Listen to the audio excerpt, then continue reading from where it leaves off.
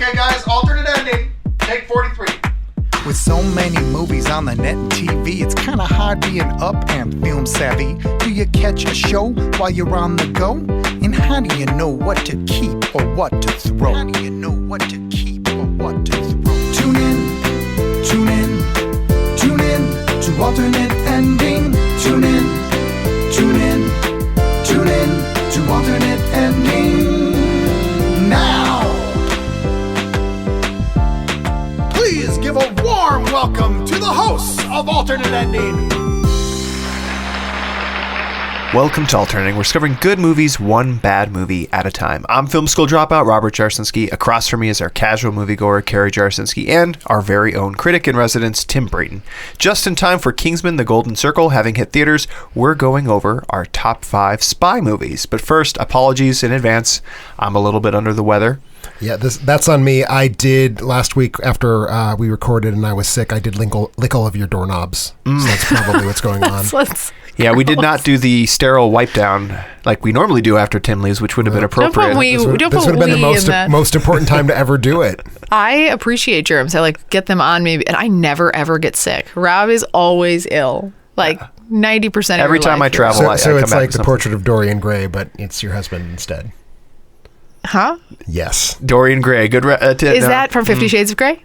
No. Sure. Yep. We'll go with that. Different one? I feel like I know. I'll say fair I right do now. frequently think of 50 Shades of Grey when I look at you, Rob. That's actually how he got sick. Did you from ever me. actually see that movie? Just to digress for a second. Did I you saw see the first one. You did? How was it? It's shitty. Oh, it's not like fun shitty. It's just kind of there. Just there. I heard it had horrible reviews. I've heard the sequel is fun shitty, and I'm holding out hope. Here's my question. Did you read all the books? I made it less than 2 pages into one of the books. They're written very badly. They're written very, very badly. I agree. I didn't make it through all of them. Multiple times. Don't worry. Speaking of shitty and germs, this just popped in my head while you guys were saying this. What's everybody's toilet seat protocol in public bathrooms? What do you guys do? I just plop myself on there. You just plop on? I'm a plop on. Unprotected? So here's the thing. If I see I take that back. I'm not that gross. So if I see that there was something there, I wipe it down. What has to be there? It could be a rogue hair situation or a droplet situation. If I see that, I definitely do a wipe down. And then you feel like a wipe down is enough. Is enough.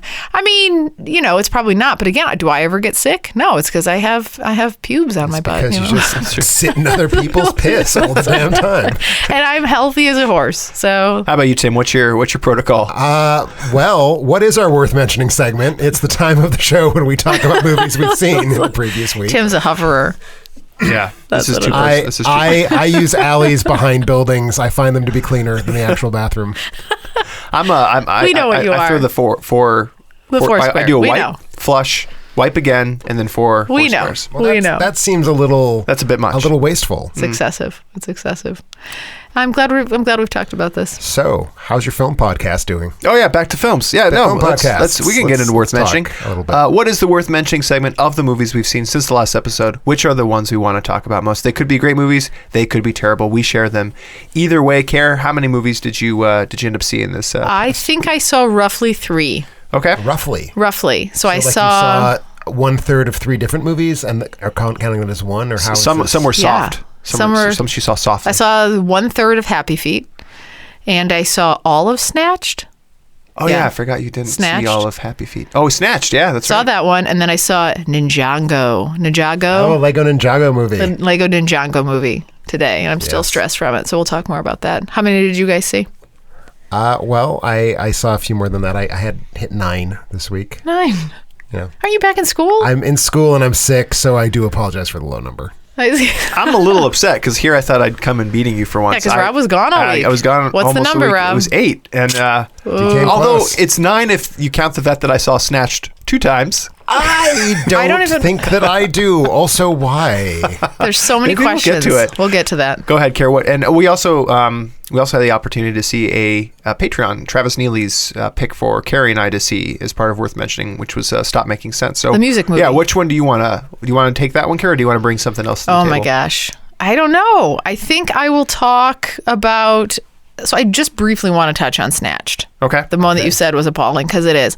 Well, I haven't seen Snatched. I have no idea if it's appalling. It sounds appalling. Terrible movie. So I want to point out. So Rob sees it on. Were you on a flight? Somewhere? I did see it on a flight, So he sees it on a flight. You got wheels down and you immediately called your wife and said, I saw this amazing movie called Snatch. You have to watch it right now. Kind of happened. That's exactly what happened. I kind of said I missed out because they had filtered small all screen, the content. Amy Schumer didn't. Yeah, she didn't. She Oh didn't pop on screen. no, I feel like that movie filtered for content. It would be like literally a minute long. Yes. You couldn't see Goldie Hawn's lips enough in the movie. So I feel like it needed a rewatch, just to be fair. So here's the part that I find the most infuriating about it is it was $5.99. And I told Rob, I was like, I got a couple freebies on Netflix that we can go for. And Rob had that face that was like, I really, really want to watch this movie. And finally, sometimes I give in and I'm like, fine, let's just do it. You wanted to hear Amy Schumer talk about her pussy more. So that's like exactly actually the entire movie. So he's like, I mean, it's called Snatched. I feel like it's being fairly forthright. Hey, loosely based on true story, guys. Well, that's what he said. That's how he baited me into it. So we get in there and Rob's like, so this is what happens in marriage or life. And I don't know if this has happened to you, Tim, in movie watching with companions, but so Rob sold me on that it's hilarious. Okay. So Rob, therefore, is like cackle laughing at all of these parts, like, ha, like things that are not funny at all, because he's selling me on the fact that it was worth the $5.99. So he's gaslighting you into trying to like. Absolutely. And then on the flip side, I am like, not particularly, I won't be baited into that. So I'm like, there are a couple funny parts, but I'm like refusing to laugh. So I'm like stifling my laughing because there's like a couple parts that were funny, but not worth the $5.99. No, it's absolutely not. So you don't approve of the loosely baited Snatched? I do not. And I do not recommend you seeing this movie. And there were, like, again, a couple funny bits, but nothing worth your money. And even if it were free, unless you like Girls Trip or like those, what are the, like, Bachelorette, or what's the one with all, like, the Bachelorettes that Bachelorette Party, with Melissa all the McCarthy, funny, Rose Byrne, that one, Bridesmaids. Thank like you. all of those movies, it's in that vein of humor, but it's nothing that stands up at all to that. What if you are someone who is very eager to see Goldie Hawn's return to the big screen after like God knows how many years? Then you definitely don't want to see it. You'll be absolutely just disappointed. She is not funny in this at all. It's not even in that fact, it's not funny. She's not Amy the same Schumer, face. And she's gone. Chris Maloney? Is that there is a Chris Maloney from SVU, like fame, like started on NBC? I couldn't tell you who Chris Maloney is. Yeah, he is in pretty SVU. funny. Yeah, he was pretty funny. Yeah, and him and Schumer. Like 2 minutes in the whole movie, not enough to carry it. So anyway, I'll mention that one to avoid if you possibly can. And you guys, what are you going to chat about? Well, I did see 9 movies, as I said. The one that I sort of wanted to talk about primarily because I think both of you would potentially really like this movie, like year-end top 5 level like this movie. Whoa. It's Netflix original, First They Killed My Father. Yeah. Directed by Angelina Jolie, who is not a filmmaker that I have had a lot of use for in the past. I think that her attempts to direct movies have gone very much awry, I think. I thought this was just so great. And the reviews are not as good as I would say they are, so maybe I'm just weirdly overappreciating it. I don't know. It's a film about the Cambodian mass killings in the 1970s, told as an autobiographical story by an author named Luong Ong, who lived through this when she was 5 years old and she wrote a memoir in 2000. Now she's helped Jolie write the screenplay. And the film is all about like a 5-year-old's highly subjective experience of this incredibly horrifying like mass killing and child soldiers. And I mean, the title right there, First They Killed My Father, is like, you can sort of guess what's going on in here. Really depressing as hell. Yeah, it sounds like it. But just an amazing, amazing, amazing piece of filmmaking from like really tightly yoked to a child's perspective, which totally changes. Like, it's not some sort of drum you in the head with its message movie, because it's all about like, what did this 5-year-old girl experience? And I just thought it was incredible. I loved is a strong word, but I thought it was an amazing piece of film.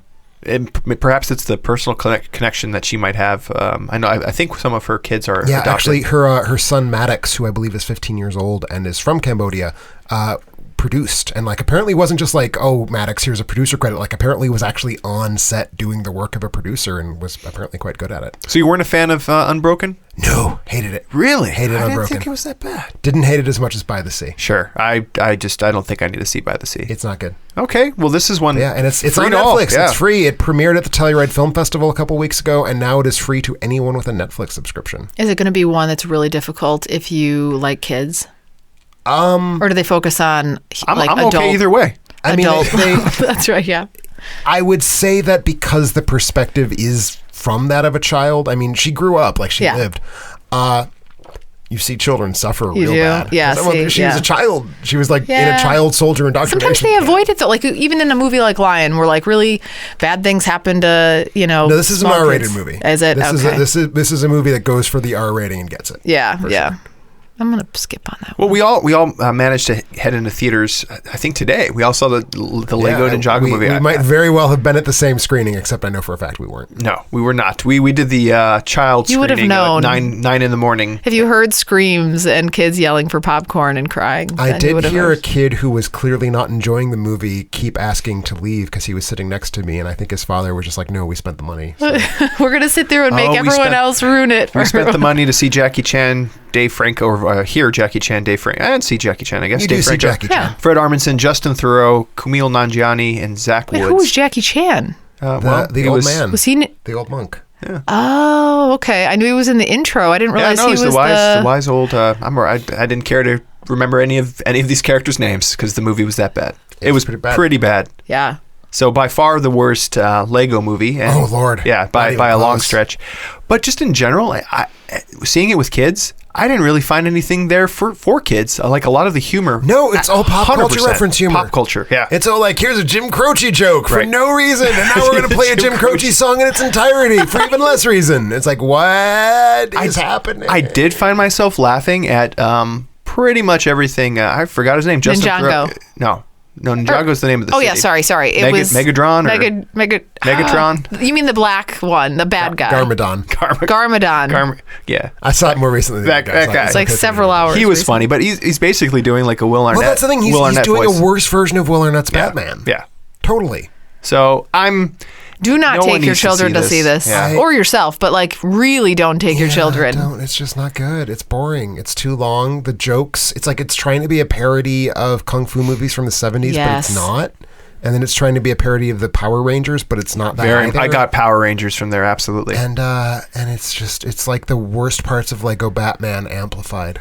Yeah. We don't need to talk much more about it. Avoid it. Yeah, the Rotten Tomato reviews are accurate. If anything, just a little generous at the moment too. It does look good.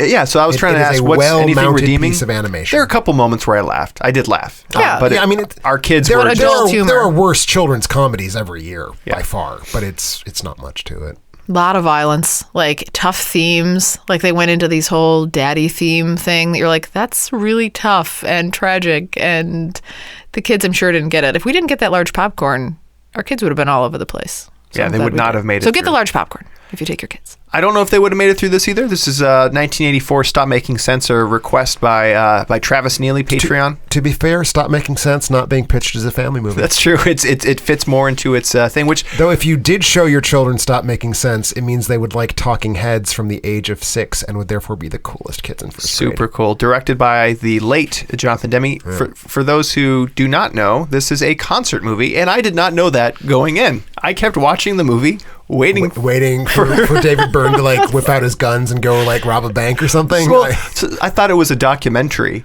But not a. I didn't realize I didn't know it was a concert documentary. Right. So I kept waiting. I was waiting for the climax. When are they going to interview the band? Like when's the band going to talk a little bit? Take a break from the set. Like weave in and out of that. No, but I guess I don't have a full appreciation. I've never seen a concert movie, I don't think. Really? Yeah. So I had no frame of reference. Educate yourself, kiddo. There's lots of good ones. So the Katy Perry one? Yes, sure. Justin Bieber? Yep. Also good. Never Stop Stopping? Never Stop, Never Stopping. No, okay. So tell me, Tim, let's move to I'd rather focus on your appreciation of it. So tell me more. Well, that is not the name of the group. So Talking Heads, a group that I actually grew to love because of this movie. I just think that they have really interesting songs that are written in a pop adjacent idiom, but it's like more challenging than that. It's like if progressive rock had gone through disco, I think that's kind of what you end up with. So I think that's interesting. I think that David Byrne, the frontman and songwriter and sort of general all around genius of the band, just had some really interesting ideas for like visually what would look striking and distinctive and would sort of reinforce the feeling of the songs without necessarily tapping into their meaning at all. I think all of that's there. I think that Jonathan Demme did some incredibly sophisticated things with how he stages, the cameras. That's 3 nights of concert. So you're seeing actually 3 nights sort of distilled into one sort of appearance of a show.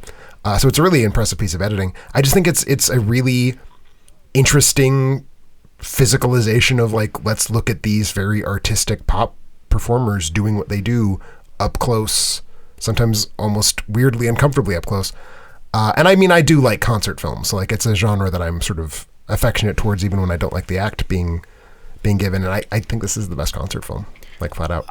Did you pick up, I don't know if you read the background on that, it was three separate nights Tim just said interstitched together, but no, I don't know if you picked up on that while. No. Well, you're not meant to. Like, no, I didn't get that. Well, that's what I'm saying. That's what I'm Yeah. saying. I thought that was amazing, and I love how he starts off as for those who haven't seen it, starts off just the lead singer on his own, and then they just keep adding musical elements. Just like keeps like sort of accreting for an hour and 28 minutes. Yep. I mean, 1984. I'm assuming perhaps some coke must have been involved to pull. How do you perform like that at that level for 3 days straight? Yeah. Have so much energy. I don't know if they were consecutive days. Okay, well either way, the production. It might have also only been 2 days. I need to double check. I think I read 3. I read 3 because I checked it out like after realizing like what am I watching? Yep. So I can certainly appreciate it. I think this for me where this falls short, it's no fault to I think from a product of film, it's an amazing thing, as you said, from an editing perspective and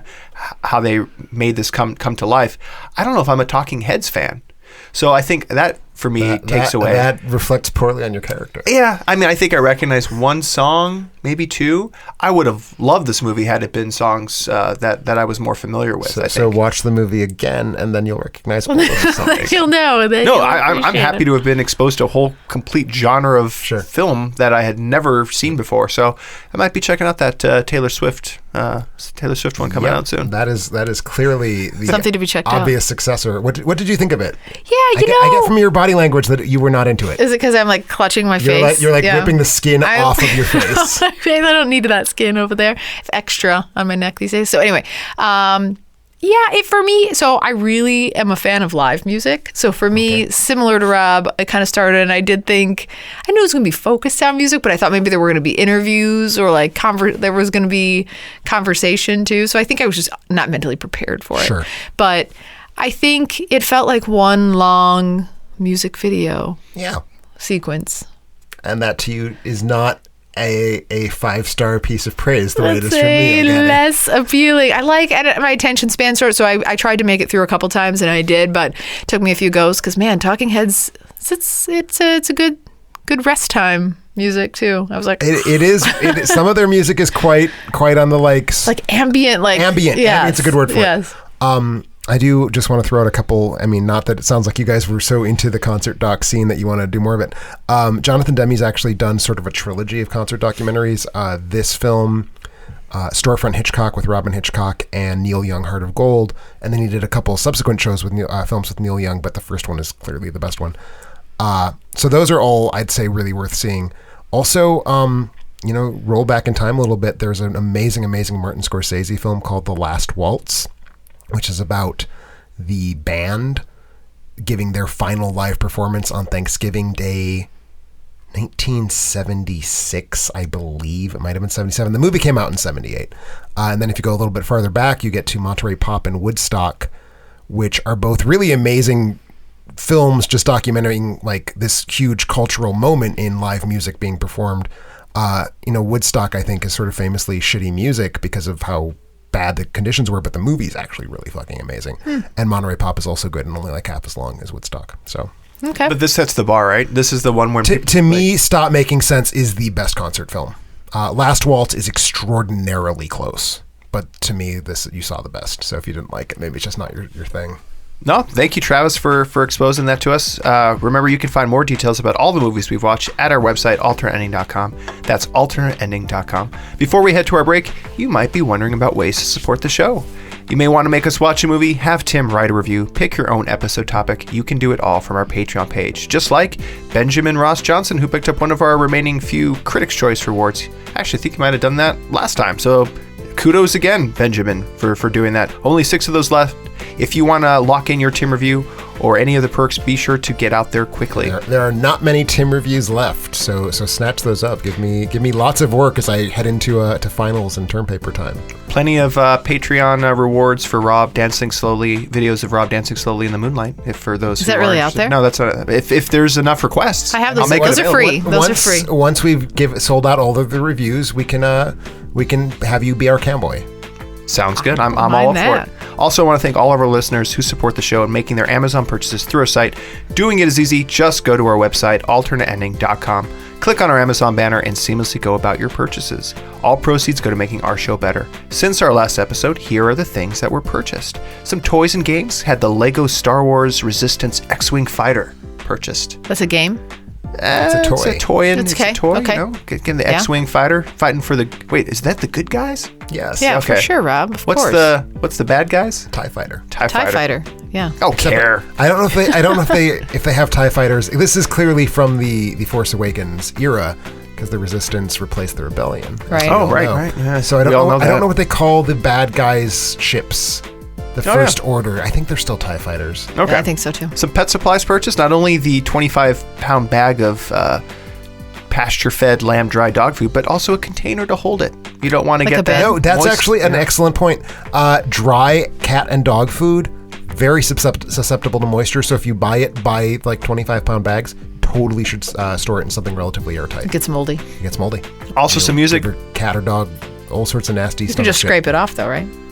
Well, they're pellets the size of your pinky finger. I mean, if you cared about your cat, you'd scrape off the mold. You could also just store it and not have to go to the effort. You're good. Also, some music purchased. Songbook Explicit, Euphoria Morning, fucking songbook, Scream, and Higher Truth, the Deluxe Edition. Yeah. Also, someone who cares about sleeping comfortably, shredded memory foam pillow, hypoallergenic bed pillow for sleeping with a gel foam inner case and Coolmax zipper cover. Interesting. I'm getting lulled to sleep.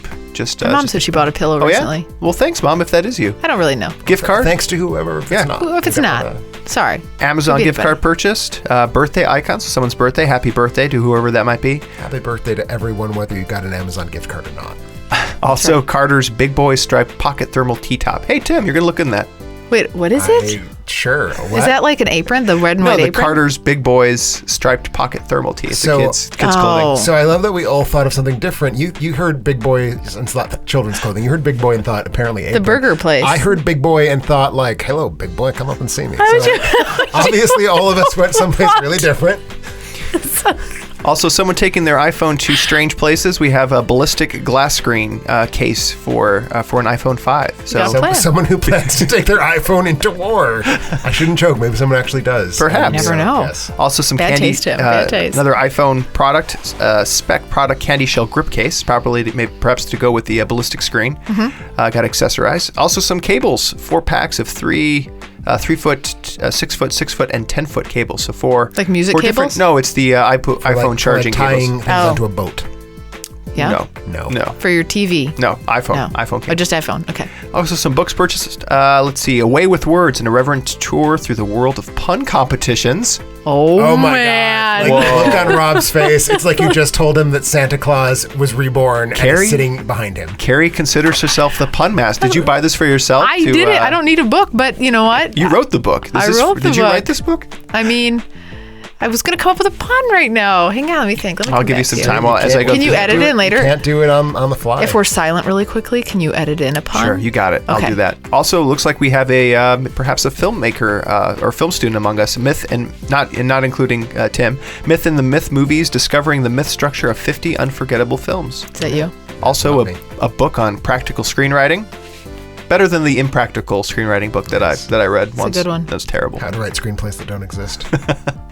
Amazon Instant Video, A Return to Salem's Lot. So perhaps someone catching up with Stephen King a little late. I need to check that movie out. Oh, really? I Okay. haven't seen it. Also some DVDs, The Lost World, the Deluxe Blu-ray Edition, and Stalingrad.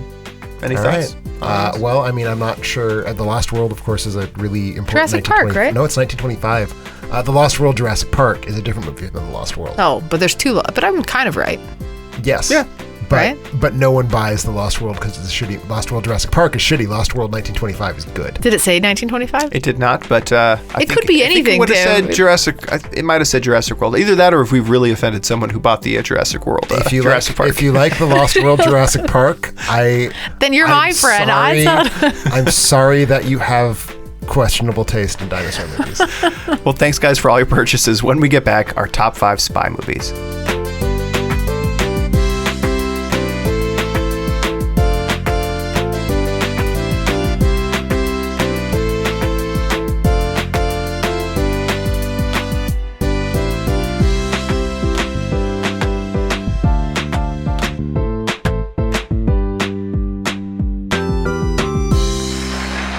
And welcome back to Alternating. We're talking about our top 5 spy movies. Carrie, you don't appear prepared, but I'm going to ask you anyway, what makes a spy movie? I'm very prepared. What do you mean? Because as we know, as long-term listeners are aware, your favorite genre, Carrie, is the spy movie. Is the spy also categorized as espionage? Whatever. See, I don't know. I don't know if that's the same to me. It's not the same? So what is a spy movie? Yeah, So a spy movie means you have to be going and following somebody without them knowing. Just following? And you get extra points if you're doing it in a disguise. So a stalker wearing a clown mask is a spy movie. Yeah. So it is going to be on your list this week as well. It could be. But so, I mean, that's, yeah. So, you just have to. Or it seems That's wrong. tight. Sorry, not loose. That's it's just, tight. Yeah, it's tight, but it's just So, wrong. yeah, spy means you have to be. So, for an example, if I walk out of Tim's window and I'm looking in his window dressed in a, This is not a hypothetical. No, this happened on Wednesday. This is also why Rob got sick. These things happen. It all ties together. That would be I was spying on you. I'm espionaging you. Right? Yeah. Perhaps. So I tell think me. espionage as a verb is a very exciting development that you just heard And it will- live on It will Alternate Ending. play into my list. What is your definition? So my definition is infinitely more rigorous and ruthless, I think, than that. For me, a spy movie is a movie in which the employee of a governmental intelligence agency Oh, jeez. is engaged in some knowledge gathering event that involves another national government. This is ridiculous. That's so So specific. it is not only that this person has to be a spy for a spy agency, there has to be some sort of international component, or I feel like it's just like a cop movie. Ooh, interesting. So you went even more rigorous. Yeah, you went more rigorous than What's I did. yours? I didn't feel like the government qualification was necessary for being a Well, spy. I couldn't think of any like privately employed like the spy. Clive Owen, like Oh, there's I like have corporate some. espionage. Oh, like corporate espionage. Well, I mean, corporate spy? corporate espionage, I think I would have still counted. Okay. So yeah, for me I it was. don't have any. None crossed my mind. Does the movie center around a person or persons who secretly collect or Yeah. report information on activities, movements, and plan of the enemy Yep. or a competitor? Sure. I wanted to see some gadgets. You didn't like, have to have gadgets for mine. It added. Yeah, I got would, extra I credit would for say some that gadgets are a subgenre of spy movies. Okay. What else did I want? I think that's pretty much it. I wanted Bless you. Gesundheit. I wanted it to center around that. So Yeah. so obviously that needed to be the focal point of So the those movie. we have like the same criteria. How did you elevate your picks from the narrowed down list? What did you do care to elevate them? In order of likeness, how much I liked it. Okay. And then also costumes helped you. Costumes. Like if you were in so disguise. it's about Master of Disguise with disguises. Dana Carvey will be up there for If you. I had seen it, it might be. Okay. Yep. Pistachio Disguisey, one of the great characters in modern cinema. Of my time. It might have been number 3. I don't know. What elevated your is it quality of film? For me, it's a combination of quality of film and also like ingenuity of espionaging, I'd say. Oh, okay. I will say I had a couple like I had a lot. I had to filter this list pretty rigorously, so I do want to just mention a couple other qualifications.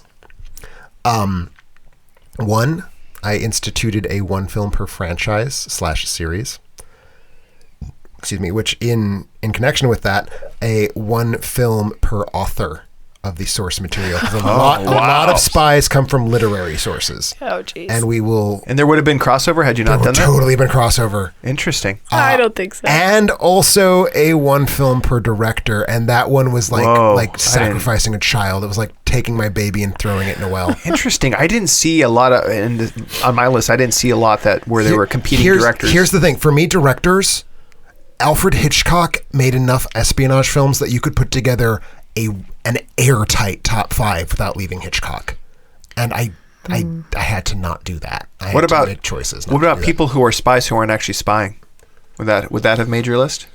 Like who? I don't know if there was a movie about spies, but they're not actually doing any spying. They're just spies hanging out. I think you'll just have to find out. Oh, okay. Well, and my last thing, I will echo Tim. The one qualification that I also did, I stuck with one per franchise. Yep. One film per franchise. I think mine are all one per franchise too. We talked about this a little bit offline. Based on some of the audience, that's usually a tell for me if we're going to have any overlap. Yeah. We're not going to have any overlap. I don't feel like this is going to be... My prediction is this is going to be our first ever where we have 15 separate movies. Okay. I don't think we've ever had that. So we'll keep it speedy. Go ahead, and Carrie. I'd like to also kick off with... I listened to another podcast this week, and I clicked into it. Okay, we need to fire Carrie. That's you're no longer allowed here. This is a appreciation thing. I'm telling you how much I think that you guys are very special fellows. Rob knows I'm not very into affirmation of any sort, but I clicked on it because it was like two guys, nerds watching a movie was the name of the podcast or something. Oh, that sounds like it could only have gone well. It did, and they were reviewing The Notebook. So I was like, well, I'm going to listen to that for sure. I want to sit there and talk about The Notebook. Like, what do they think about it? Got in there. These two guys, I could my blood pressure was through the roof. They're like, this is the crappiest movie of all time. How could anyone make it through The Notebook? It was the worst. It is not even in the bottom 10 Nicholas Sparks adaptations. See? And that is why I appreciate you guys. So I'd like to, let's get into this spirit as I go through my list. Mm-hmm. You guys are always very polite. I was trying to figure out how this segues. And the segue is you want us to put the kitty gloves on as you go through your list. When you give us a list that has films like It and Indiana Jones and the Last Crusade, be kind. You want me to not start weeping loudly into the microphone. The preferable. I'm curious how you're going to work Sandlot, but it'll be fun to watch. You'll find out. You'll find out. They looked in that window that one time. That's true. They did. There was that dog. So anyway, thank you for being nice people. So my number 5 is a movie that everybody loved from a year. I don't know which one. Is the Austin Powers International Man of Mystery. 1997. That is a rock solid choice. You do not get any shade thrown at you. No shade? No shade. But is it on your list? If you'd said gold member, I would have walked out of this room. Yeah, I would never have done that. I have standards, man. But it's not on either of your lists. No. Probably top 3 spy comedies. Okay. For me. Okay. But no. Yeah, so I don't love serious spy, but this one, when I first saw it, it's directed by Jay Roche and written by Mike Myers, who also stars in it. Indeed. And twice. You don't know that, but he's Austin Powers, but he's also Dr. Evil. Dr. Evil. Did you know that, Rob? I did. You picked up on that. I saw through the disguise. You somehow caught that during the film's ad campaign that was trying to hide the fact that Mike Myers plays multiple characters. It was buried in there, but it's a British spy played by Austin Powers who's placed in cryotosis? Cryofreeze. Cryotosis. Cryotosis might be a real word. I don't know. And he has foot fungus.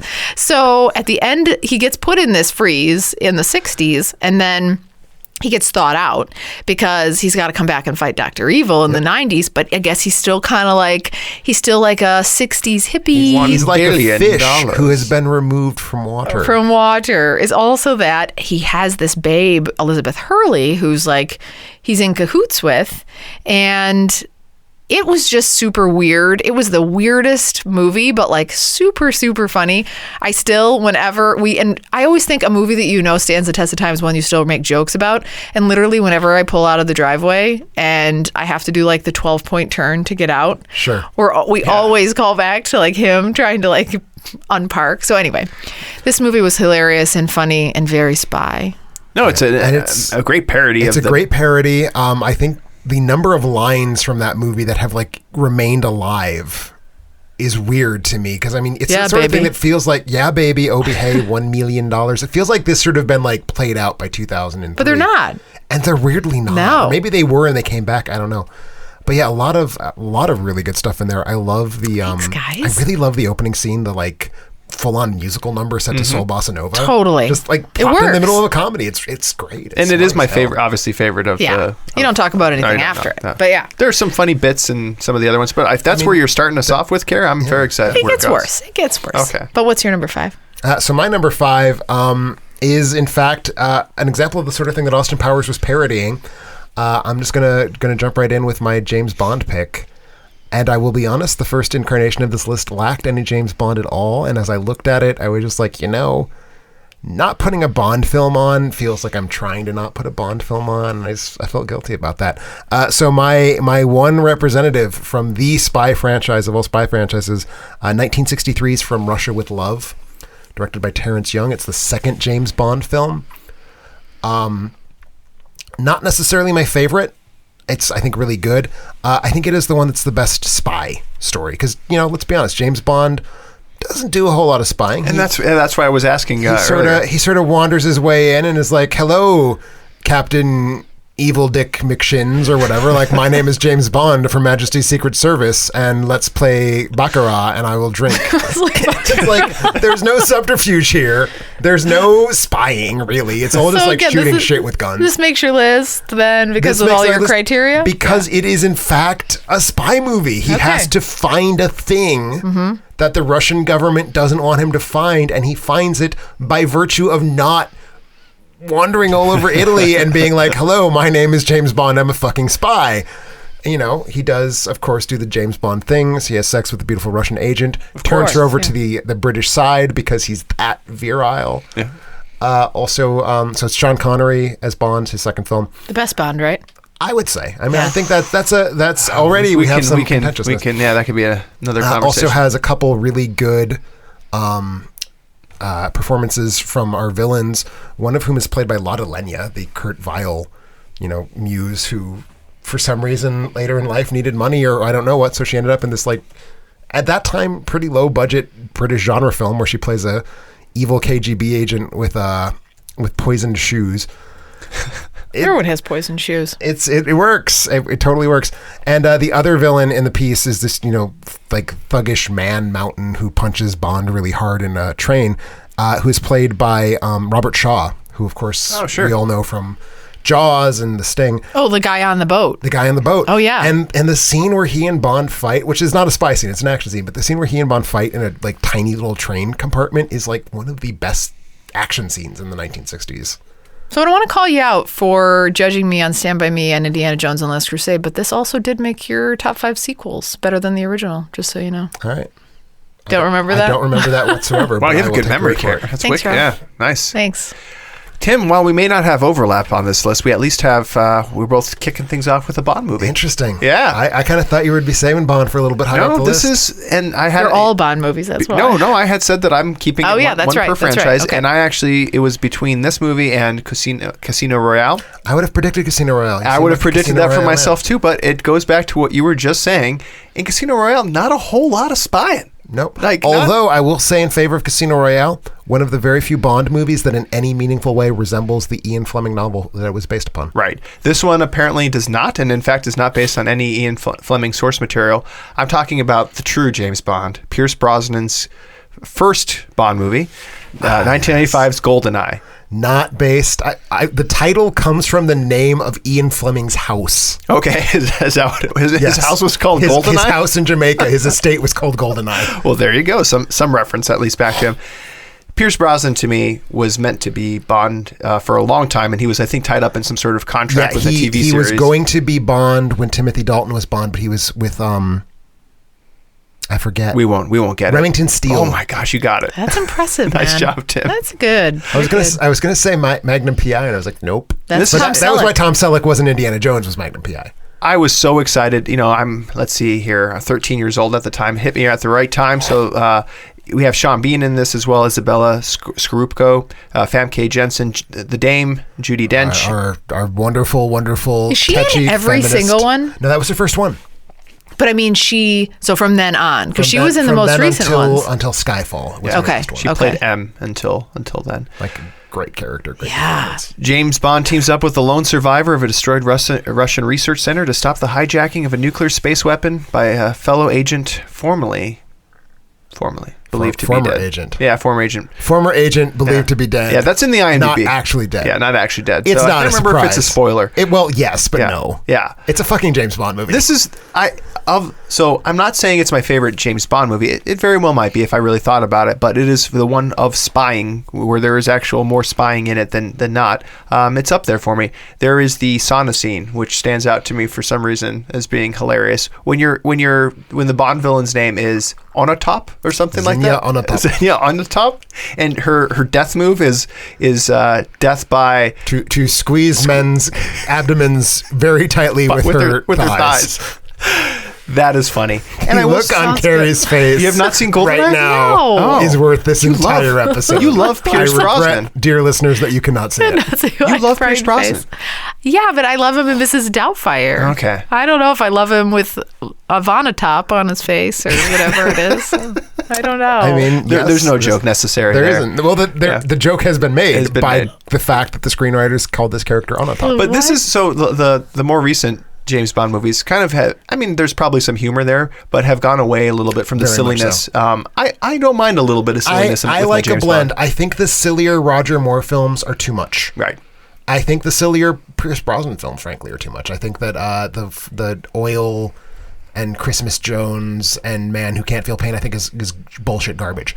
But I think Pierce Brosnan has the correct amount of humor, and I do think Daniel Craig maybe does not have enough. All right.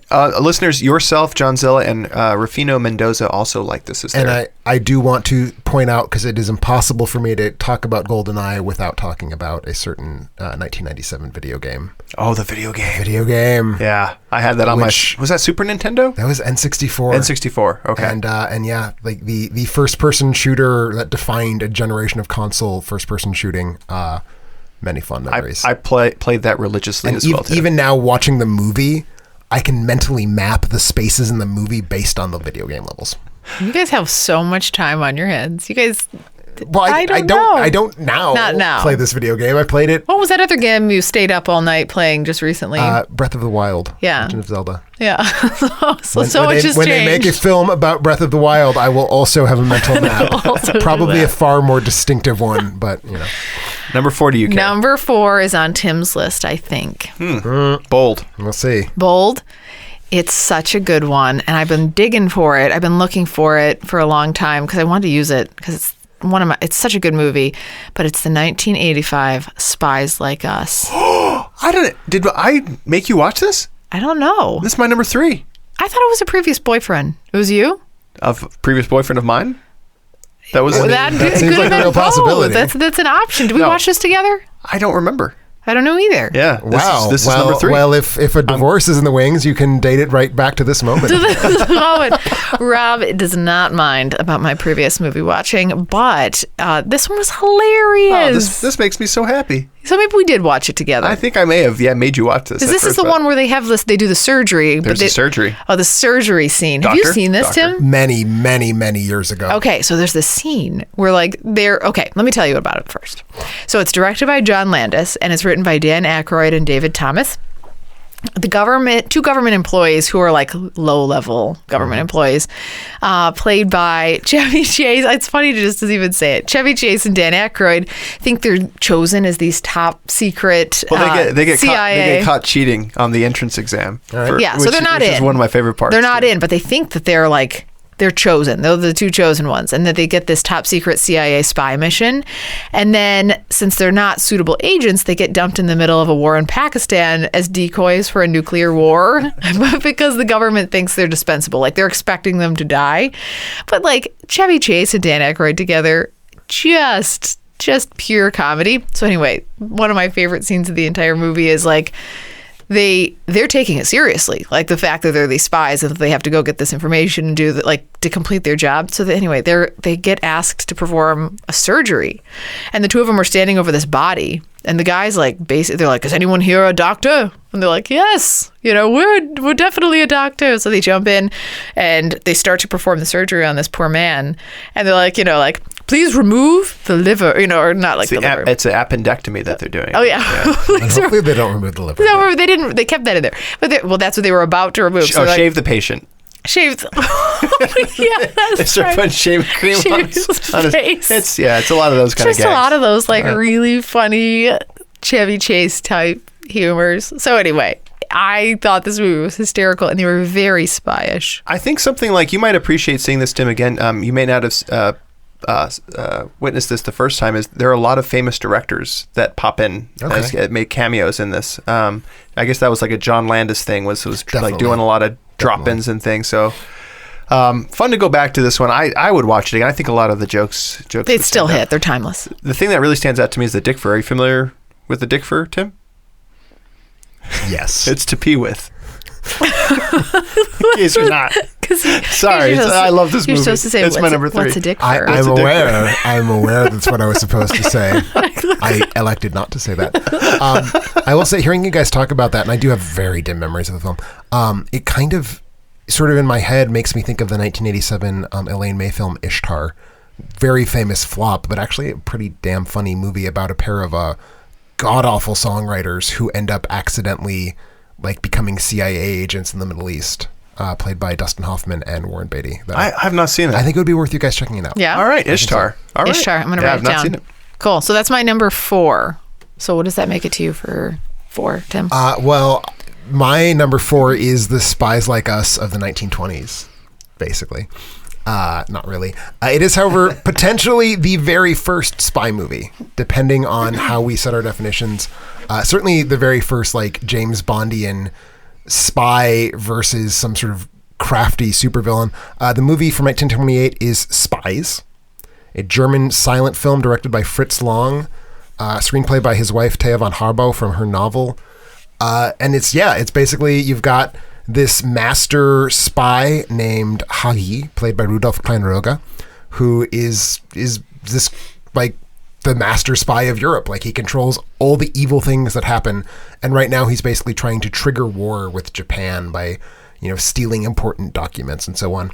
And so it falls to Agent 326 of some never specified governmental agency, presumably Germany, who knows, who really cares, played by Willy Fritsch, who has to stop him. And it's totally James Bond versus Blofeld, only it's a 1928 German silent film. The pace is a little slow. If you're used to contemporary cinema, maybe not exactly where your tastes would be, but amazingly beautiful film. Anyone who knows Fritz Lang's movies, Metropolis, M, things of that nature, knows that he is all about these amazing compositions where characters are sort of set against these very geometric sets. And there's a lot of that. There's a lot of the very Longian sort of camera movement and character movement. So it's beautiful to look at, wildly operatic and melodramatic beyond what you would think anyone would possibly have wanted to do in a 1928 film. But it's great, and it has a supervillain. And I mean, what more could you want than a 2.5-hour silent movie with a Bond supervillain? Yeah, I can't believe that. Back in the 1920s, huh? And actually, Fritz Lang had made an earlier film. The same actor who played the super spy criminal Hagi played a character named Dr. Mabuse in a 1920 film called Dr. Mabuse the Gambler, which is the first supervillain, not a spy movie, so I couldn't count it. Okay. But this is very much a spies. Okay. Spiona. Okay. Spies. Totally good. It's currently streaming on Fandor, but it does occasionally pop up on Netflix, so keep your eyes open for it. Well, by Carrie taking my number 3, 1985, I will say that... No, you're number 4. You're to 4. No, I know, but I'm just saying that because she took my Spies Like Us 1985 movie, that was the oldest movie. That's as far back as I can. I could really go for Spies. You know what's amazing about your list and my list? It's inverted? Yeah. There is no chronological overlap between our lists whatsoever. Okay. Well, this is certainly more of a contemporary film. 2002's Bourne Identity. Okay. Yeah. Any I haven't seen it. It's Matt Damon. It's a good movie. Kicking ass. I know. I love Matt Damon. I prefer the Greengrass Bournes. Yeah. And I thought about that as well. What's a Greengrass Bourne? Bourne Supremacy and Bourne Ultimatum. Is that the second and third? The second and third. Oh, okay. I think there's still something about the first time. And the other part of it is the Franca's character in this, her presence more. I enjoyed that kind of character back and forth between her and Matt Damon. But a man is picked up by a fishing boat. bullet riddled and suffering from amnesia. So he's a super spy agent. Yeah. He's gone through some mental cleansing. Yeah, like through some sort of program, some sort of CIA program that has made his it's done senses acute. Yeah, and he has amnesia now, and he wants to go back and figure out like how he got to be this place. So before racing, so assassins are trying to kill him because he knows too much, and he's trying to like figure out who he is, and he pairs up with this kind of average citizen, and they go back and forth trying to figure out kind of what's going on. Obviously led to a series of other movies. Yeah, this one was really refreshing. The type of hand-to-hand combat that this movie introduced for me, I had not seen quite before, and I've enjoyed all of the Bourne series for the most part. All of it? Not the Jeremy Renner. All of it? And Jason Bourne did you enjoy the last one? Jason Bourne was okay. It was okay. I'm invested. I'm pot committed. Those movies are the definition of why I don't like espionage, though. Like that's the kind. So I like a Spies Like Us when you guys are like, oh, you hate espionage. Like I do, but like I can get behind certain spy movies, but that is the kind of twist on espionage where it's just straight up like there's assassins and people trying to get them and conspiracy, and it ends up being the president, and the president turns on you. That's all in here. I hate all of that. Yeah, that's all. You would not care for this movie. Codename Files and Codename Projects. Hate projects. That's all in here. Unless it's the X-Files, I don't really interest. Written directed by Doug Liman. Tony Gilroy has a screenwriting credit on this. Doug Liman, more famous character for Edge of Tomorrow. So if you like that directorial style, I think he's more famous for Bourne Identity. We just personally know him. I just really like Edge of Tomorrow, which, by the way, the sequel to that's going to be Live, Die, Repeat. It's a very, very bad title. I really hope they love reconsider that. Every incarnation of the title for this franchise, starting with the original Japanese novel, has been terrible. Yep. But yeah, no, I agree. I think Bourne Identity is a great movie. I do prefer Supremacy and Ultimatum, although I think Identity is more defensible as a spy movie. Thank you. Well, and of course, came out in 2002, the same year. Sort of a grand year for spy movies, trying to figure out what the hell is a spy movie in the 21st century, because we had that. We had the fucking awful James Bond film Die Another Day. Yeah. And we also had Vin Diesel's very famous Spies as Mountain Dew commercials in XXX. XXX. So. Well, Constance Wozniak and Becca Stewart, listeners of the show, also had Bourne Identity on their lists. Care, your list is going pretty well so far. What do you have? This is another one might overlap. There's a possibility. So this one's another good one. Judgery might start happening. It's another one from 1985. Do you guys have any from there? No. I don't have anything from as late as that recent year of 1970. That early movie. It's the 1985 movie Fletch. Oh. I have not seen Fletch. Oh. Holy crap. What? He is a spy. He's a spy. So it's directed by Michael Ritchie, written by Gregory McDonald. So let me tell you about it, Tim, and then you're going to want to see it so bad.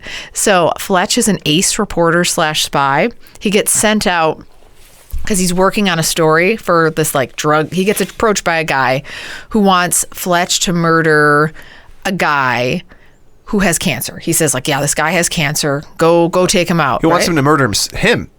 The guy hires him to murder him because he has terminal cancer. He can't get his wife. He wants his wife. Yeah. And so Fletch goes out, and it's played by Chevy Chase, who is just hilarious in this movie. Played by Chevy Chase, and he goes undercover in the process to find out what's going on and to actually like figure out how to carry this out. And while he's doing it, he uncovers this much bigger story of like the guy doesn't really have cancer. Like it's a whole. Is this a spoiler? I feel like that's a tremendous spoiler. It is? Yeah. Gosh, it's been so long since I've seen it. Sorry. Okay. That's right. So who ends up dead at the end of the movie? Just tell me so I don't have to worry about it. I won't tell you what happens. That's in the. Okay. He does. He might have cancer. He has cancer. some. He's hacking up shit. There's things. He's bleeding out of sores. So things happen. But anyway, he plays this really hilarious spy where he has to go out and he goes undercover. He's like, he does everything he can to conceal his identity, and he is just hilarious in this movie. It also has Joe Don Baker, George Wendt is in this, Gina Davis. Like, it has a really good cast of people too. They've been trying to remake Fletch for the longest. Kevin Smith has been personally trying to get a Fletch remake. It needs to, but 20 years. It's tough to find. Say what you want about Chevy Chase from a personal perspective. I don't know personally, but I've heard the stories. No one has ever said my buddy Chevy Chase. Right. But his brand of style of comedy I have not seen someone like him come about. I don't know who would play Fletch. They talked about Jason. Maybe Will Ferrell. No. You don't think? No, that's kind of that same brand of humor. But anyway, I'm a little sad that I didn't consider this. I just didn't think of him as a spy movie, but I could see he's considered a spy. I guess he'd be a spy. So that's a good pick. Thanks. So I'm feeling better than I did when I walked in the room. So it's your number 3. So it's my number 3, and at this point I need to go on a bit of a tangent. So I said only one book per author. Here's where you break your rules. No, here's where I commit to my rules, but it cost me a lot. So there is a very famous British spy novelist named John le Carré. That's actually not his name. That's a pseudonym. His name is David something. Mackintosh, I think. Anyway, former spy. He spent a few years in the service right after World War II. Got out, he's been writing spy novels since like 1961, I think was his first one. Has an amazing hit to miss ratio for films based on his books. I was thinking about this when we were looking at Stephen King a couple weeks ago. Stephen King adaptations, like maybe 1 in every 6 is actually decent. John le Carré adaptations, like almost all of them are at least quite good. I don't know honestly if any of them fall to the level of not actually good. So there was a lot to choose from, and I had to pick one, and it was impossible to do, and I was between two things. One was the 1979 British miniseries Tinker Tailor Soldier Spy, which I decided I could not possibly go with because it's a miniseries, and we're a film podcast. We're not a miniseries podcast. You should totally see it, though. It's amazing. It stars Alec Guinness as this like spy bureaucrat who is like the only person who has the correct sort of distance from the spy headquarters and also the wit to figure out who a mole is within the spy agency. Recently remade with Gary Oldman, a phenomenal movie in its own right. Also thought about that for my list. But the one I ended up going with is, if I'm not very much mistaken, the oldest John le Carré adaptation. It is a 1965 film called The Spy Who Came In From the Cold. Directed by Martin Ritt, stars, oh my God, the very, very famous man who had an affair with Elizabeth Taylor and later married her. Richard something. I'm really good with Richard Gere. Richard Burton. Jesus. Darn it. Richard Gere would have been more interesting. I can't believe I didn't just have that at my fingertips. Richard Burton. Good for you, Rob. As this spy named, I should just pull it up. I thought I was going to be able to just rattle out this movie from memory. Alec, yes. I'm trying to remember his last name. Leamis. So he is a spy who is being recalled from East Germany, and it's this very anti-Bondian portrait of spying as really cold, shitty, unpleasant weather, where boring people who have like poor social skills and are just not in any way interesting sort of muck their way through this really grubby, awful way of being in life. And just an amazing thriller that has no romance whatsoever. It's just this very like sort of bitter, down to earth version of a spy story, and beautifully shot, wonderfully acted. There's a wonderful quote that Alec has, and Richard Burton just delivers it perfectly, where he refers to spies as a bunch of seedy, squalid bastards.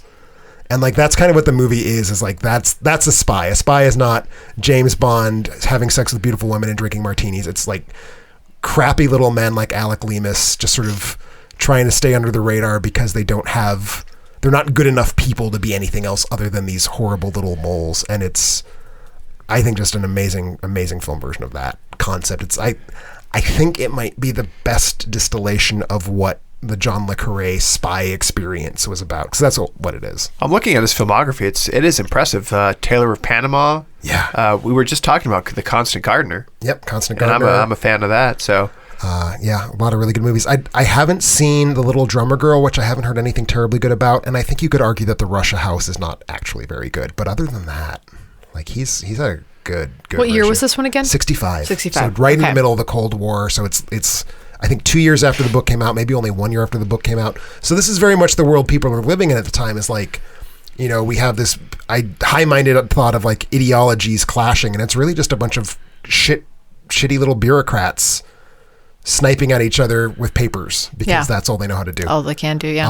Looks like they're going to be making The Spy Who Came In From the Cold as a TV miniseries. I would not be surprised. Starting in 2018. There was just that really successful John le Carré miniseries a couple years ago, The Night Manager. But yeah, some amazing high contrast black and white photography by Oswald Morris. So it's beautiful film. Just an amazing study of like the morality of spying that is totally stripped of any kind of romance whatsoever. I'll have to check out his other stuff because I am into Tinker Tailor Soldiers as well, and I don't know, Kara, if that's up your alley. It's not my thing. No, it's very heavy. Do that on when the you travel. espionage. Yeah, do that when you travel. Since you took my number 3, I'm on number 2, and this is just pure fun, pure joy, pure fun. The last 2 picks. I'm going to start things off with 1998's Enemy of the State. This could be on Carrie's list. Absolutely will not be on Tim's list. With Will Smith? No. If I was going to have a Tony Scott spy movie, I would have picked the other one. What's the other one? Spy Game. This one's more fun. What about Imitation Game? Is that also spy? Is he spying? Yes. I guess he's a spy. Why don't you guys pick that one? Because it's very bad. Oh, okay. Well, that's no, but this is Will Smith, Gene Hackman bringing back some because he's been in some spy movies, some very good spy movies as well. And then John Voight, a lawyer, becomes a target by a corrupt politician and his NSA goons, not like college, not collegiate, NSA goons, when he accidentally receives key evidence to a serious politically motivated crime. I like this because I didn't know much about the NSA back in 1998, but I sure as hell was scared of them once I saw this movie, all the satellites zooming in and following Will Smith through different places. This was a lot of fun. And it's such a heavily realistic portrait of the NSA. To me, it is. Absolutely. They're spying on us right now. We've got the aluminum foil covering the roof of our home as well, kind of reflecting back their beams. Rob is that why you yeah. bathed me in acid before you let me come into your recording booth? That was just for fun. Yeah, that was a completely different reason. No, I really enjoyed this movie, and I can't help but fall for Will Smith's charm, and he's just fun. He's fun to hang out. He's fun to hang out with and watch on screen. So I really enjoyed him running. It's a chase movie as more than anything. Obviously, there's spying going on. He's not the one spying, but he kind of reverses things on them a little bit by teaming up with Gene Hackman, who's a bit of a paranoid former spy. Diane Wolf, listener, also had this as one of her picks as well too. But I really enjoyed this one. All right. I will say, have you seen, Rob, The Conversation from 1974? So that one is one of my worth mentionings. I have seen it. It is to me that does not qualify as a spy movie. Interesting. He's eavesdrop. It's an eavesdropping movie. It's sure, but to me, like the films are very clearly in dialogue with each other. Yes, like very, very. Yeah, much so. I really film school exposed me to The Conversation, and that's one where. Feel free to jump in here, Tim, too. But if you're looking at sound design, oh god, yeah, this is a movie where I really recognize like what the film was doing from a sound perspective to paint the picture. Like I felt I was in the room listening to. Where did you watch this? Northwestern. Oh, this is old. Film this school. is old. Yeah. So, Kara, we're on to your number 2. Yes. So it is one. This is where you guys are going to start to get critical of me for sure, because I don't think this one did particularly well for film aficionados. Maybe more for the cash moviegoer. This is the 2012 movie Argo. I don't love it, but I'm not going to take you to task for it. No, you won't? Okay. Yeah, all of your picks pretty solid. I'm okay with Argo. Yeah. Okay. So, I think it's because I let in with the affirmation. I think that's what's helping me right now. I think it's because I'm waiting for you to say The Sandlot. I still have my number 1 left. It's directed by Ben Affleck, who also stars in it. Written by Chris Terrio. Is he a thing? Like, does he do anything else? He's a thing. He's working with them superhero movies. Oh, he does? DC. Okay. So that's Superman. I think he contributed one of the 14 drafts that's going to eventually turn into a Batman movie. Okay. So this was acting under the cover of a Hollywood producer. What's his name? Ben Affleck. Goes on location for a science fiction film. And then really a CIA agent who's a spy launches a dangerous operation to rescue 6 Americans who are in, is it Tehran? Yeah, it's the American embassy in Tehran. In Tehran, yes, during the U.S. hostage crisis in Iran in 1980. Yep. Super, super tense movie. And I just remember watching this, going into it thinking that there were bad reviews of it, and I really, really enjoyed this movie. Yeah, I think it attracted the sort of bad reviews that any film that either is the front runner for Best Picture or in this film's case won Best Picture tend to accrue a certain level of grievance, like that usually happens. And why? Like, what is it? I think that because no movie has ever won the Best Picture Oscar without, every one of them has some teeny tiny flaw somewhere. So I think that people just get aggravated that, like, well, if it was the best movie of the year, why is it somehow not better than my pick for the best movie of the year? And there's like territorialism. Okay. Did you like this one, Rob? I did. I think the if I remember what the issues that people had is that it wasn't as accurately. It plays pretty fast and loose with what actually happened. Ben Affleck's character is actually, I think, Mexican American in reality. Which I can see where that might... That's a weird choice. But at the same time, if he wasn't played by Ben Affleck, the movie wouldn't have gotten financed. So that's kind of a not actual question. I think playing fast and loose with history is not the sin that a lot of people think it is. Yeah. No, I really enjoyed this movie. Agreed on Spy? Yeah, he's a spy. He's a spy. Yeah, absolutely a spy. So, no, it's a good pick. Good. It didn't make my... Did you think about it, though? I think at least one reader mentioned it. Yeah, I considered it. It showed up in the comments. Oh, did it? Good. Good pick. All right. Feeling better. So that's your number 2. I'll come down to your number 1 later, Care. Oh, that's what we'll judge you on. And this is my favorite movie of all time. It's not, but it's my top 25 we may line of up. all time. The way you're talking about it and the way your list is going, we might line up. Okay. I'm excited. What's your number 2, Tim? My number 2 brings us back from 2012 all the way back to 1959, so we're still in the Cold War. This is a British film, Our Man in Havana, which is the third film by director Carol Reed, adapted from the novels of Graham Greene. The first 2 were The Fallen Idol and The Third Man, which are both absolute masterpieces. And I'd say this film is too. Weirdly soft reputation. I was under the impression that everybody loved Our Man in Havana, and as I was like looking around, it doesn't show up on any important top 100 or 1,000 lists. Not a single one of our readership or listenership mentioned Say the name again? Our Man in Havana. Okay. Yeah. It hasn't. Seems maybe a tad top 1,000 list is a little sad. I feel the need to come out swinging for this movie, which is a phenomenal satire of Cold War era espionage. So we have this. So it's set just prior to the revolution in Cuba, and we have this fellow named Jim Wormold, who is played by Alec Guinness, who of course also played George Smiley in the miniseries version of Tinker Tailor Soldier Spy. Of course, yeah. He's a vacuum cleaner salesman in Havana, and being a British national, he is recruited by a spy master named Hawthorne, played by Noel Coward. Excuse me. To basically be their man in Havana and to like find out what's going on. We hear a revolution is brewing. Like, can you keep your ears and eyes open?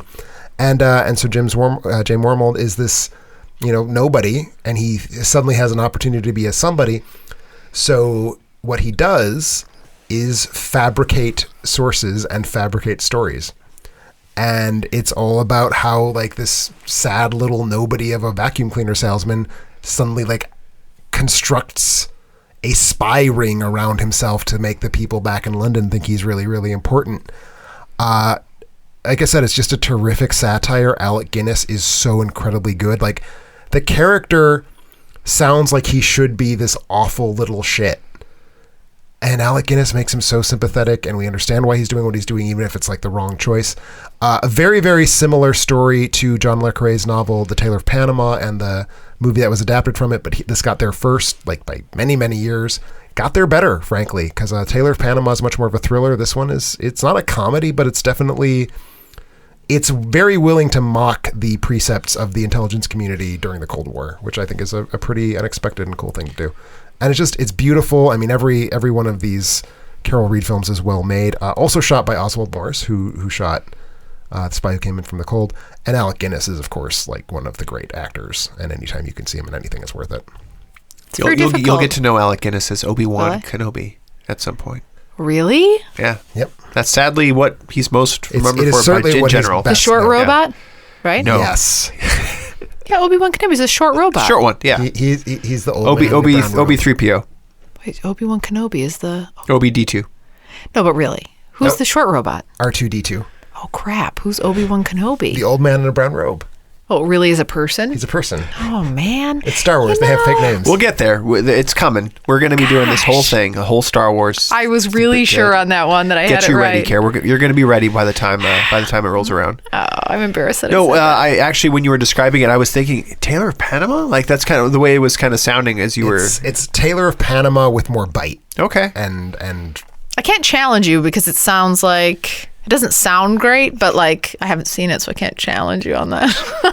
I think of every film on my list, it might actually be the one you like most. No, that's not true. You'd like my number one most, but okay. I think you would. I'm going to watch your number one then because of that. You should. If you haven't seen my number one, well, we'll get there. Maybe they match. Maybe. So what's your number one, Rob? Everybody has seen my number one, and probably you think we match too. I think we match, and you've probably seen it on replays because again, my list is more based in order of movies that I just really want to see again. Yeah, Mine too. I could watch over and over again. Mine too. And when so is mine. And when it stars someone like Arnold Schwarzenegger, Care? No. Oh, come on. Yours? It's my least favorite James Cameron film. Oh, that's true. It is a James Cameron movie. I'm talking about 1994's True Lies.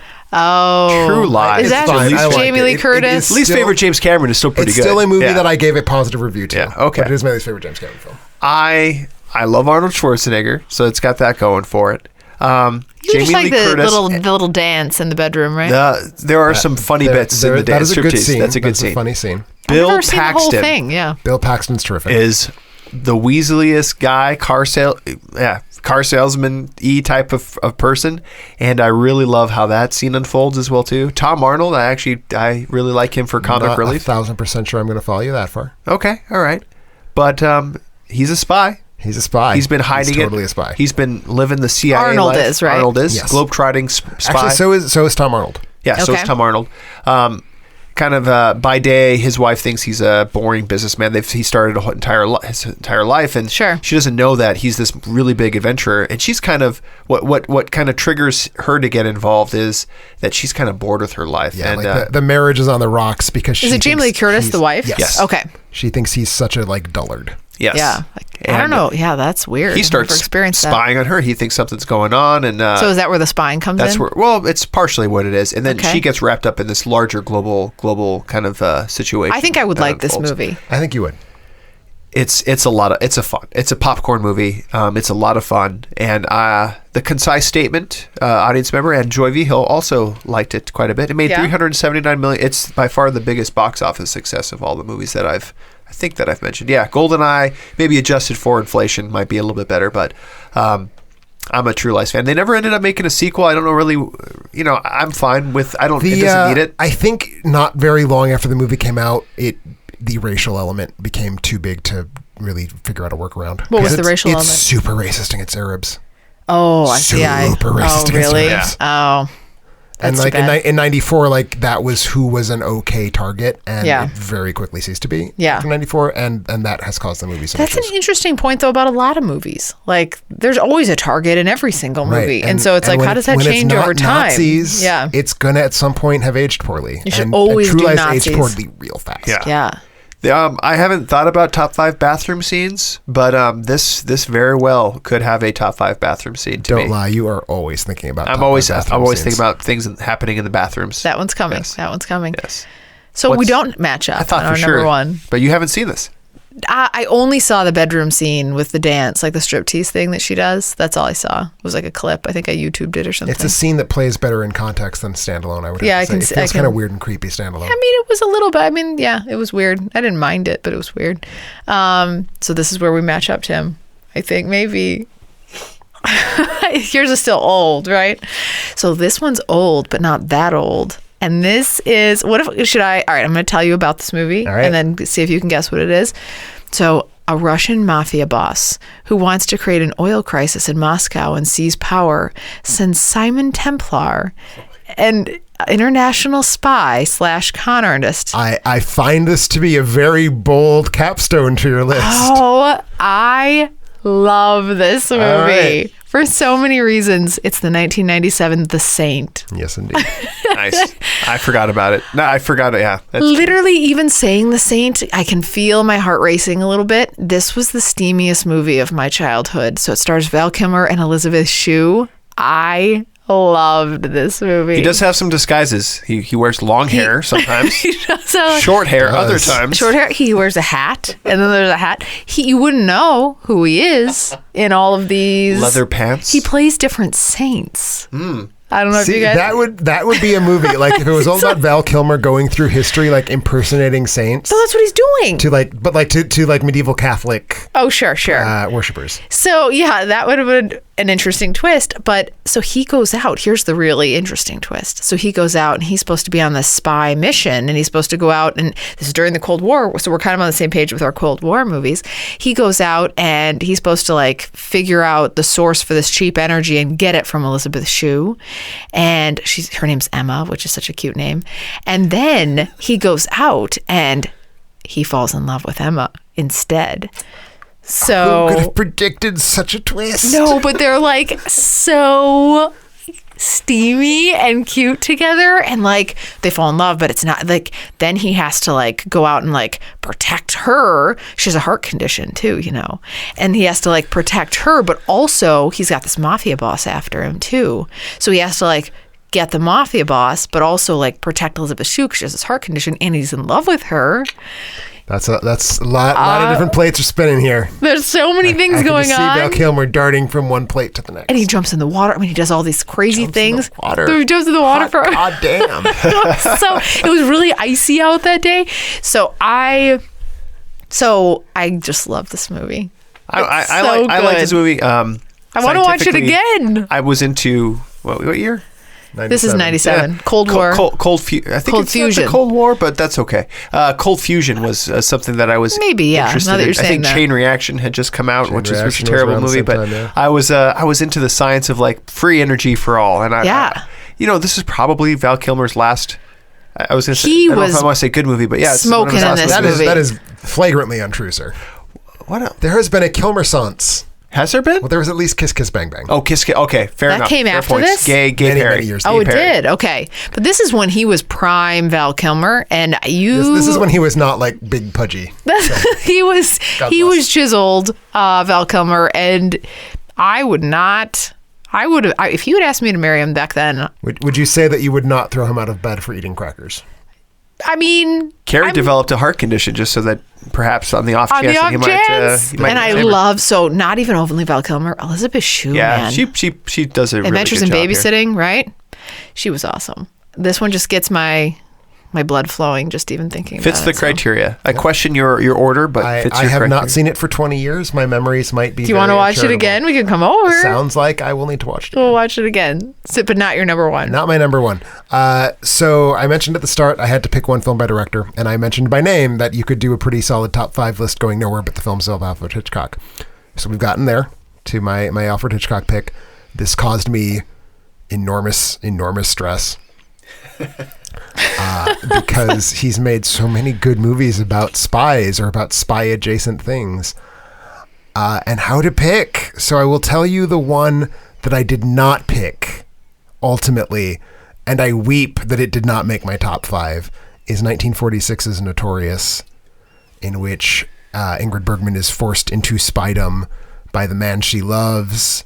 Top 5 kiss. It's a whole thing. Didn't pick that movie. Another movie I did not pick, the flawless confection that is 1938's The Lady Vanishes, which is about a spy, but when you get right down to it, having a spy in it, even in an important role, it's just not a spy movie. So the film that I did pick, 1959's North by Northwest, in which a New York City advertising executive named Roger O. Thornhill, who has a very boring mid-century Eisenhower-era life. He has 2 ex-wives. He has a nagging mother. He has what appears to be a small drinking problem. Very boring man. Accidentally raises his hand in a restaurant at precisely the wrong moment, which is how the goons of a Russian spy think that he is CIA agent George Kaplan. So we have the story where Roger Thornhill is mistaken for a spy, has to flee across country to stay ahead of the goons, with the twist that there is no such spy as George Kaplan. So he has to prove... Did you just reveal? No, we find that out very early. First 15 Very, minutes. very early. Okay. Hitchcock was all about telling us what we needed to know quite early on, so we were not attending to the twists. We were attending to the pleasure of seeing the twists play out. So Kaplan doesn't exist. So Cary Grant, who plays Roger Thornhill, he has to prove that he's someone who doesn't exist. And how do you do that? I don't know. And it's just this amazing, frothy, wonderful caper in which he, falls in love with this beautiful woman named Eve Kendall, played by Eva Marie Saint, who turns out to also actually be a spy. Both directions. It's wonderful. It's just this amazing cross-country romp with spies all over, and Cary Grant eventually becoming forced into serving as a CIA agent more or less by accident in order to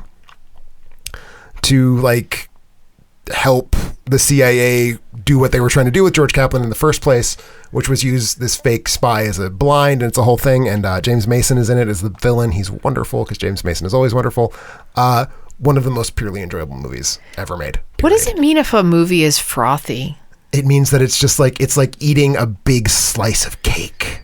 Cake is frothy. Cake is not I feel frothy you at should all. call it a frappuccino or like a. It's just it's fluff. It's light. There's no whipped there's no cream? substance. There's no substance to it at all. Okay. It's just pleasure. But you don't need it. You don't just need it. Want It's the whipped such cream. pleasure. I think you're right. When you look back at Hitchcock, I would even argue that Rear Window technically could be. Rear Window could be. It could be a spy movie. The films that I was thinking of as being spy movies, I wasn't even thinking of Rear Window. You've got Lady Vanishes, both versions of The Man Who Knew Too Much, North by Northwest, Saboteur, Sabotage, Notorious, Topaz, Torn Curtain.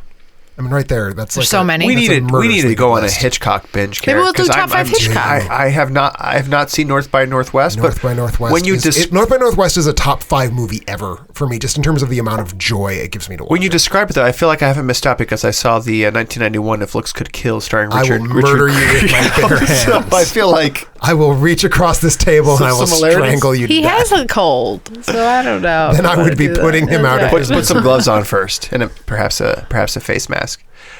We mentioned, Kim, you had said you had some honorable mentions. I'll go through mine as well, too.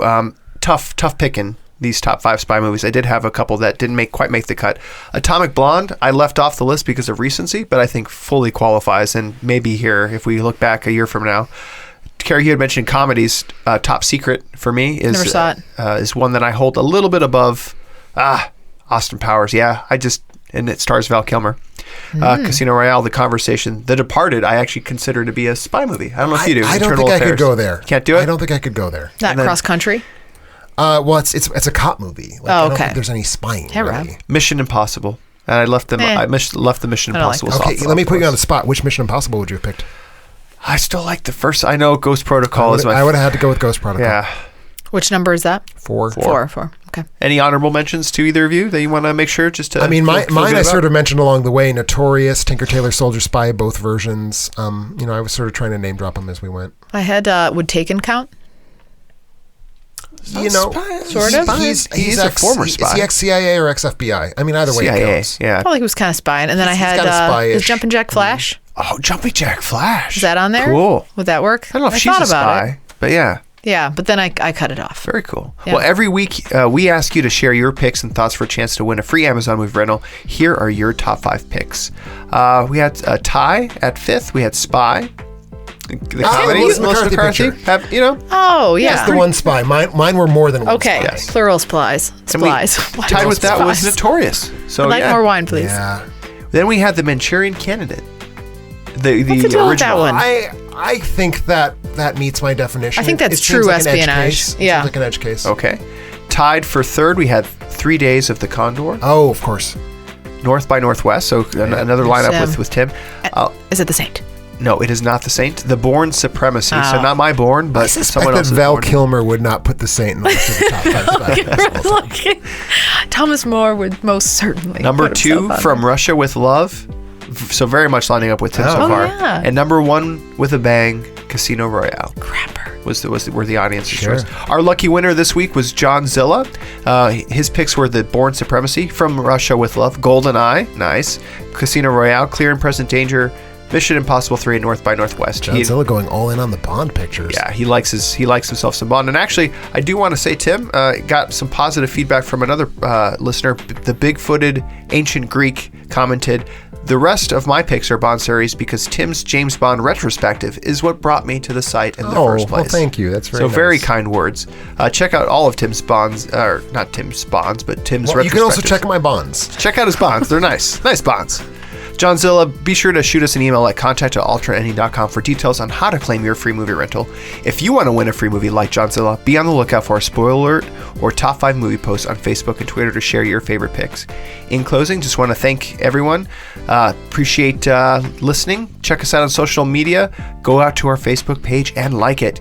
Head out to Twitter. We're tweeting all the time now whenever we have something new up. Go to alternateending.com to find all our movie reviews, podcasts, and more. And be sure to subscribe to our podcasts on iTunes or Google and leave a review. Carrie, we believe we have a new review this week. We have a review from a Robert_DC. It's not me. Are you sure? I'm a Marvel. For you to say. I'm a Marvel guy. All right. I would never do that. See, I was thinking District of Columbia. Perhaps. What about you? I was also thinking District of Columbia. See? Yeah, I think it's DC. But anyway, could be a Superman man.